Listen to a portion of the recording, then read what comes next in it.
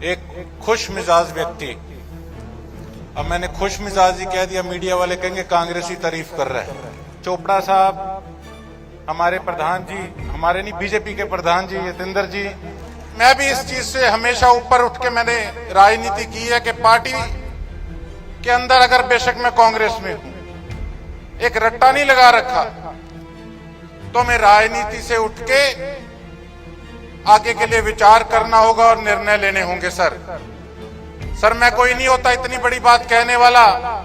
Gents तो काम पे चले जाते हैं, दुकानदारी पे चले जाते हैं, अपने खेतों में चले जाते हैं। पीछे से माताओं का फोन आता है, वोट गालिया था के बाद सीवर तो ठीक करा दे, पानी साफ को नहीं आने लग रहा। मैं उन लोगों में से नहीं हूं कि विधानसभा के अंदर कुछ बोलूं और दफ्तर के अंदर या कोठी पे आके कुछ बोलूं। हमारे हरियाणा के मुख्यमंत्री एक खुश मिजाज व्यक्ति, अब मैंने खुश मिजाज ही कह दिया, मीडिया वाले कहेंगे कांग्रेसी तारीफ कर रहा है। अब जो है ही खुश मिजाज तो उसको खुश मिजाज ही उनको कहा जाएगा। खुश मिजाज मुख्यमंत्री जी नायब सिंह सैनी जी, मेरी बड़ी बहन श्रुति चौधरी जी, प्रोफेसर गणेशी लाल जी, हमारी आंटी जी सुनीता दुग्गल जी, चोपड़ा साहब, हमारे प्रधान जी, हमारे नहीं बीजेपी के प्रधान जी यतेंद्र जी, और सभी गणमान्य यहां पर उपस्थित सभी लीडरशिप, सभी हमारे साथी, और यहां मेरी माताएं, मेरी बहनें, मेरे बुजुर्गों, नौजवान साथियों, प्यारे बच्चों, सभी हमारे पुलिस प्रशासन के यहां पे अधिकारी खड़े, आप सबको मेरी तरफ से राम राम, सत श्री अकाल, नमस्कार। और सभी माताओं को, बहनों को यहां अंतर्राष्ट्रीय महिला दिवस पे आपको बहुत बहुत बधाई और शुभकामनाएं। मैं तो ये समझता हूं कि पार्टीबाजी से उठ के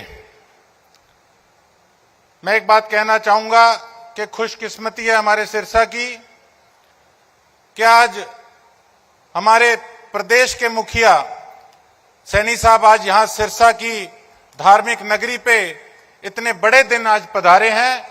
उनका बहुत बहुत स्वागत है सिरसा वासियों की तरफ से। सर, मैं आज हमारे सिरसा की इस यूनिवर्सिटी के स्टेडियम में मुझे बोलने का मौका मिला। मैं एक बात जरूर कहना चाहूंगा कि आज जिस प्रकार से आपकी पार्टी का नारा है सबका साथ सबका विकास, आज पूर्ण बहुमत से आपकी सरकार है, और मैं भी इस चीज से हमेशा ऊपर उठ के मैंने राजनीति की है कि पार्टी के अंदर अगर बेशक मैं कांग्रेस में हूं, एक रट्टा नहीं लगा रखा कि सही को भी हम गलत कहें। मेरा राजनीति करने का थोड़ा सिस्टम अलग है, मेरी सोच अलग है। मैं ये सोचता हूं कि अगर हमें अपने देश को, अपने प्रदेश को आगे लेकर जाना है तो हमें राजनीति से उठ के आगे के लिए विचार करना होगा और निर्णय लेने होंगे। सर मैं कोई नहीं होता इतनी बड़ी बात कहने वाला। आप सब मेरे से बहुत ज्यादा सूझवान लोग यहां बैठे हो, लेकिन अगर आप इतने बड़े आज दिन पे सिरसा पधारे हो तो मैं सिरसा की जो दुख है, यहां के दर्द है, हमेशा विधानसभा के अंदर उठाने का काम करता हूं। लेकिन मैं एक बात कहना चाहूंगा सर, आपकी